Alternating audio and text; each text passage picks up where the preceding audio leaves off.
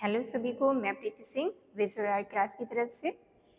हम पिछले की क्लास में सूफी साहित्य के अंतर्गत जायसी के बारे में पढ़ रहे थे। हमने इसकी पिछली क्लास में जायसी का सामान्य परिचय देखा। ठीक है, अब हम देखते हैं जायसी की जो रचना पद्मावत है उसके बारे में देखते हैं। जायसी ने अपनी रचना जो है उसमें पद्मावत में इन्होंने 3 प्रमुख प्रेमाख्यान काव्यों की उल्लेख किया है। यानी कि जो रचनाएं जायसी की पद्मावत के पूर्व की, यानी कि जायसी ने पूर्व की 4 प्रेमाख्यानक रचनाओं का वर्णन किया है। वो 4 रचनाएं कौन सी थी इनकी? पहली थी आपकी मधुमालती,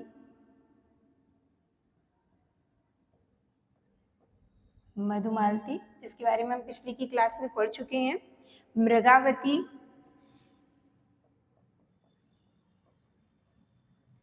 मुग्धावती, वह आपकी चौथी है प्रेमावती। ठीक है, तो ये आपसे पूछा जा चुका है क्वेश्चन कि जायसी ने अपनी से पूर्व के 4 प्रेमाख्यान काव्यों में किसको माना है। तो वो कौन सी रचनाएं हैं? मधुमालती है, मृगावती, मुग्धावती और प्रेमावती है। और इन्हीं से लेकर के जायसी ने भी अपनी रचना में इनका कुछ थोड़ा बहुत उल्लेख किया है। ठीक है, इनकी इससे पहले की क्लास में हमने जायसी की जो जितनी भी रचनाएं हैं उसके बारे में पढ़ा था, तो आप इससे पहले की क्लास में जरूर उनका सामान्य परिचय पढ़ लीजिएगा। ठीक है, आज हम देखते हैं जायसी की रचना जो पद्मावत है उसके बारे में। पद्मावत से आपके बहुत सारे क्वेश्चन बनते हैं। ठीक है, तो उसी के बारे में देखते हैं। सबसे पहले पद्मावत की रचना जो है वो कब की गई थी? 1520 ईस्वी में। 1520 ईस्वी में मानी जाती है। वह इसे ही 927 हिजरी संवत भी माना जाता है। ठीक है, आपसे एक बार एग्जाम में ये क्वेश्चन बना था कि 927 हिजरी संवत को कितने ईस्वी में कहा जाएगा। ठीक है, तो ये आपको याद रखना है। 927 हिजरी संवत जो है वो जायसी की रचना पद्मावत का जो है वो समय काल है। और जब 927 हिजरी संवत को हम ईस्वी में निकालेंगे तो क्या आ जाएगा आपका? 1520 ईस्वी आ जाएगा। पद्मावत में कुल आपके 57 खंड है। पद्मावत रचना जो है वो फारसी की मसनवी शैली में लिखा गया है। फारसी की मसनवी शैली में लिखा गया है। पद्मावत की जो भाषा है वो आपकी कौन सी भाषा है? ठेठ अवधी भाषा में लिखी गई है। पद्मावत में जायसी ने, हमने बताया था जायसी किसके? शेरशाह के समकालीन थे। तो जायसी ने अपनी रचना पद्मावत में शेरशाह, मुगल जो आपके शेरशाह थे उनके बारे में व मुगल बादशाह बाबर के बारे में भी इनकी रचना में वर्णन देखने को मिलता है। लेकिन पद्मावत में शेरशाह का वर्णन किया है। आपसे पूछा जाता है कि जायसी ने शेरशाह का वर्णन अपनी किस रचना के अंतर्गत किया है? तो पद्मावत में। और इन्होंने मुगल बादशाह बाबर की प्रशंसा जो है वो अपनी रचना आखिरी कलाम में किया था। ठीक है, पद्मावत की रचना में इसे अवधी भाषा में लिखा होने के कारण अवधी भाषा का प्रथम महाकाव्य माना जाता है। पद्मावत रचना को अवधी भाषा का प्रथम महाकाव्य भी कहा जाता है। आचार्य शुक्ल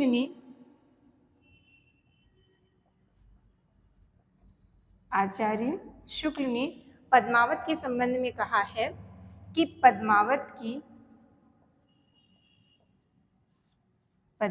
की कथा का पूर्वार्ध पद्मावत की कथा का जो पूर्वार्ध भाग है वो कैसा है, कल्पित है, यानी कि वो कल्पना के आधार पर लिखा गया है। और उत्तरार्ध भाग जो है वो आपका कैसा है, ऐतिहासिक है।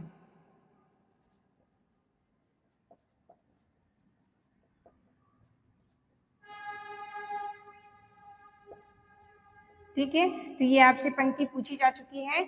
आचार्य शुक्ल ने जो कहा है, यानी कि पद्मावत की कथा का पूर्वार्ध भाग कल्पित और उत्तरार्ध भाग ऐतिहासिक है, ये किस आचार्य के द्वारा माना गया है? तो ये किसने कहा है? आचार्य रामचंद्र शुक्ल ने माना है। ठीक है, आपकी जो पद्मावत है वो हस्तलिपि प्रतियां जो है वो फारसी अक्षरों में मिलती हैं। ये मैंने बताया आपको कि ये फारसी की मसनवी शैली में लिखा गया है। और इसकी जो हस्तलिखित प्रति मिलती है, हस्तलिखित प्रति, ये भी आपकी कैसी मिलेगी? फारसी भाषा में। फारसी के शब्दों का प्रयोग अधिक किया गया है। ठीक है, और डॉक्टर नगेंद्र ने पद्मावत रचना को, डॉक्टर नगेंद्र ने पद्मावत रचना को क्या कहा है? प्रतीकात्मक या रूपक काव्य भी कहा है। प्रतीकात्मक या रूपक काव्य कहा है। ठीक है, डॉक्टर नगेंद्र ने जो पद्मावत रचना है उसे क्या कहा है? प्रतीकात्मक या रूपक काव्य नाम भी दिया है। और आचार्य शुक्ल ने पद्मावत रचना को समाशोक्ति काव्य भी कहा है। समाशोक्ति काव्य कहा है।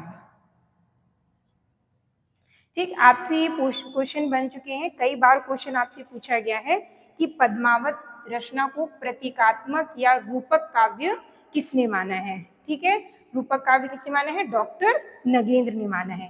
और पद्मावत रचना को समाशोक्ति काव्य किस आचार्य ने कहा है? आचार्य रामचंद्र शुक्ल ने कहा है। इसके अलावा विजयदेव नारायण शाही, विजयदेव नारायण शाही, इन्होंने पद्मावत रचना को हिंदी में अपने ढंग की अकेली ट्रेजिक कृति कहा है। हिंदी की अपनी अकेले ढंग की क्या कहा है? ट्रेजिक कृति कहा है। पद्मावत रचना को ट्रेजिक कृति किसने बोला है? विजयदेव नारायण शाही ने। विजयदेव नारायण शाही की एक रचना भी है जो कि जायसी नाम से इन्होंने लिखी थी, जिसमें इन्होंने पद्मावत रचना को जो है वो हिंदी में अपने ढंग की अकेली ट्रेजिक कृति नाम से लिखा है। ठीक है, इसके अलावा पद्मावत रचना जो है इसका बंगला अनुवाद, पद्मावत रचना का बंगला अनुवाद, बंगला भाषा में पद्मावत रचना का अनुवाद जो है आलो उजाला कवि ने किया है। आलो उजाला कवि ने किया है। ठीक है, पद्मावत रचना का बंगला अनुवाद किसने किया है? आलो उजाला कवि के द्वारा इसको किया गया है। पद्मावत रचना में हमने बताया था कि आपकी पद्मावती, रतन सेन, नागमती, इनकी रचना का वर्णन देखने को मिलता है। आगे हम देखते हैं इनकी क्या है इस कहानी में, पद्मावत रचना में।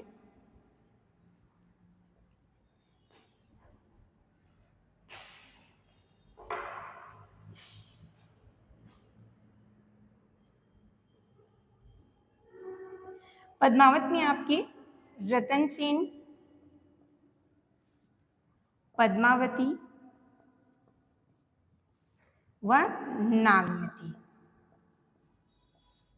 ठीक, इन तीनों की प्रेम कथा का ही वर्णन देखने को मिलता है। पद्मावत रचना में क्या था, रतन सेन और नागमती पति पत्नी रहते हैं, इन दोनों का विवाह हुआ रहता है। रतन सेन जिस राज्य में रहते हैं वो एक बार पद्मावती की झलक, कहीं बाहर जंगल जाते हैं तो वहां पे वो पद्मावती की झलक देखते हैं, तो वो पद्मावती पर मुग्ध हो जाते हैं। फिर उसके बाद वो जब राज्य में वापस आते हैं तो उनको निरंतर पद्मावती के ही स्वप्न आते रहते हैं और वो सोचते हैं कि हम कैसे पद्मावती से मिलन करें।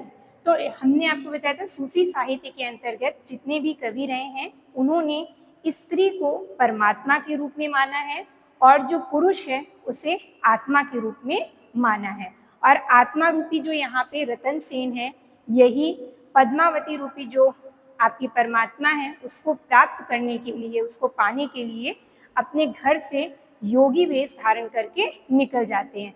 उसके बाद ये अपने जीवन में अनेक कठिनाइयों का सामना करते रहते हैं। अनेक कठिनाइयों का सामना करके फिर ये सिंघल द्वीप जा करके पद्मावती से इनका मिलन होता है। ठीक यही चीज आपकी मोस्टली जितनी भी आपकी सूफी काव्य की रचनाएं हैं उसमें इसी तरह की कहानियां लोगों ने लिखी हैं। जैसे आपसे ये पूछा जाता है रतन सेन जो है वो पद्मावती रचना में किसका प्रतीक है, तो अभी हमने बताया रतन सेन जो है वो मन या आत्मा का प्रतीक है। पद्मावती जो है वो किसका प्रतीक है, वो श्रद्धा या आपकी सात्विक बुद्धि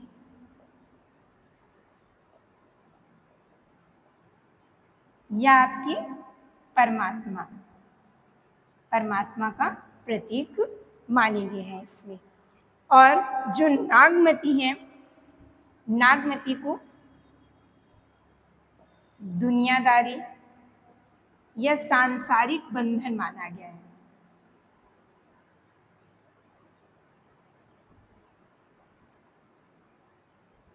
जब रतन सेन पद्मावती की खोज में निकल जाते हैं तो पीछे से नागमती जो है, जो कि दुनियादारी ऐसी होती है, वो मोह माया से ग्रसित होती हैं और उसमें नागमती जो है वो रतन सेन के वियोग में बहुत ही व्याकुल होती हैं। और जायसी की रचना में आपको पद्मावत में 12 मासा का भी वर्णन मिलता है। 12 मासा का वर्णन, 12 मासा का वर्णन जो है वो किसके थ्रू पे है, नागमती के वियोग खंड का, नागमती के वियोग खंड का। नागमती का वियोग जो है जिसमें जायसी ने अपनी रचना पद्मावत में दिखाया है, तो इसमें इन्होंने 12 मासा का वर्णन किया है, अर्थात कि जब बसंत ऋतु आई तो फिर नागमती का वियोग किस प्रकार से था, आपके और भी जितनी भी ऋतुएं आई 12 महीने हुए, तो उन्होंने हर एक ऋतु का वर्णन उनके वियोग से जोड़ करके किया है। तो नागमती का जो वियोग खंड इसमें आया है पद्मावत रचना में, वो आपके 12 मासा के अंतर्गत आता है। इसके अलावा आपके इसमें सिंघल द्वीप था जहां पे पद्मावती रहती थी। सिंघल द्वीप को पद्मावत रचना में किसका प्रतीक माना गया है, हृदय का प्रतीक माना गया है। और हीरामन तोता,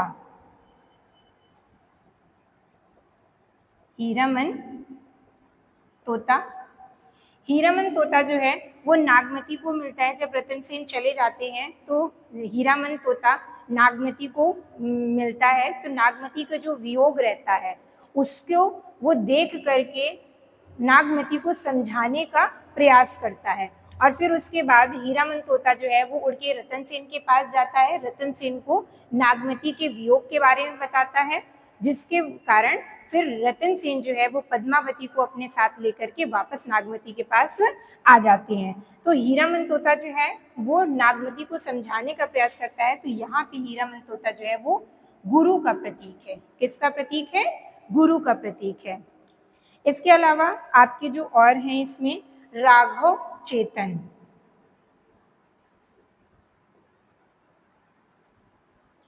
राघव चेतन जो है इसमें शैतान का प्रतीक है।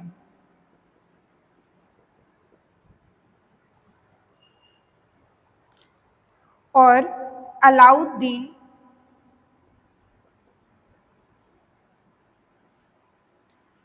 अलाउद्दीन जो है वो किसका प्रतीक है, इसमें माया का प्रतीक है। इसके अलावा ये तो हमने रतन सेन, पद्मावती और नागमती की कहानी आपको बताई। जब रतन सेन ऐसे इसीलिए कहते हैं जायसी में आचार्य शुक्ल ने कहा कि पद्मावत की जो पूर्व की रचना है वो क्या है, कल्पित है। यानी कि रतन सेन का पद्मावती को प्राप्त करने के लिए बाहर जाना, जंगल में निकल जाना, फिर उनका नागमती का वियोग खंड आना, पद्मावती को लेकर के रतन सेन का वापस अपने राज्य में आना।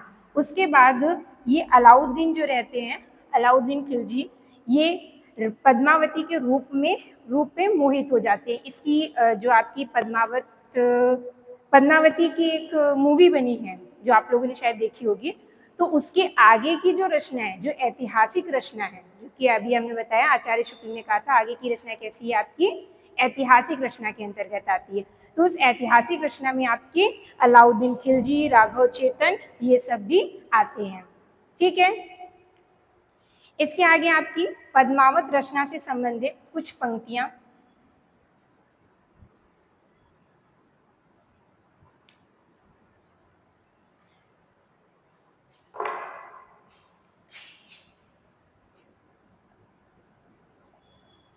जायसी की कुछ पंक्तियां जो कि पद्मावत रचना से संबंधित थी। पहला उन्होंने जैसे, तन चितौर मन राजा कीना, हिय सिंगल बुद्धि पद्मिनी चीन्हा।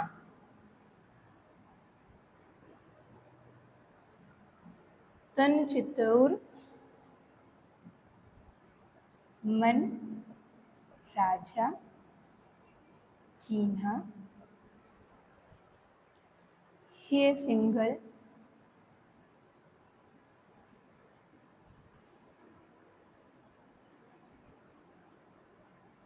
बुद्धि पद्मिनी चीन्हा। दूसरी पंक्ति आती है उसी के अंतर्गत, धन विरही हो धन हिया, जहे अस अग्नि समाई। ये आपकी नागमती के विरह खंड के बारे में उन्होंने बताया था। धन विरही हूं,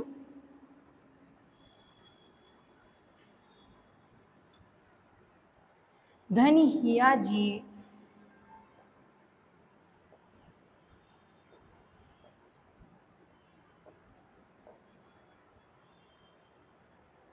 अस अग्नि समाए।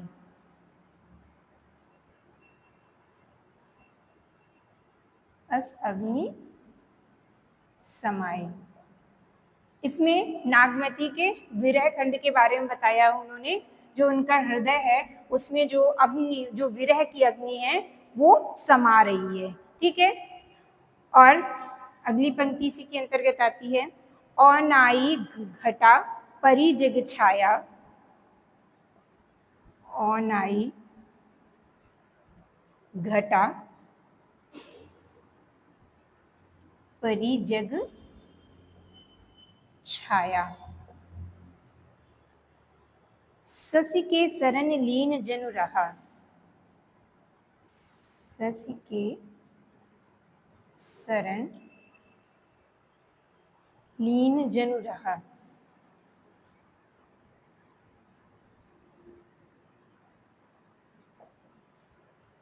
ठीक, इसके अलावा सात खंड धरोहर, सात खंड धरोहर, सातहु रंग,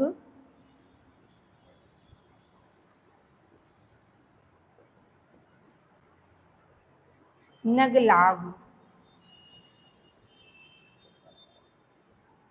ये आपकी कुछ पंक्तियां हैं जो कि आपसे पूछी जाती हैं, जो आपकी पद्मावत रचना से संबंधित है। इसके अलावा एक और रचना है, जैसे कि आपकी एक पंक्ति और बहुत फेमस है, जायसी। जब ये जायसी की पंक्ति है, जब जायसी शेरशाह के दरबार में जाते हैं तो वहाँ पे शेरशाह जायसी का जो रूप है उसको देख करके हंसते हैं, क्योंकि जायसी की जो रूप की बनावट है वो थोड़ी सी विकृत, ऐसे उनकी रचना से मालूम होती है कि उनकी जो रूप था वो थोड़ा सा विकृत था, जिसके कारण शेरशाह जो है वो उनको देख करके हंसते हैं। तो जायसी उनसे क्या कहते हैं, मोहि का हंसे सी की कोरा हुई, यानी कि वो जायसी का कहना होता है कि मुझ पर हंस रहे हो या मुझे बनाने वाले जो कुम्हार हैं अर्थात ईश्वर पर हंस रहे हो। ठीक है, तो ये वाली पंक्ति भी आपसे पूछी जाती है जो जायसी ने लिखी थी, मोहि का हंसे सी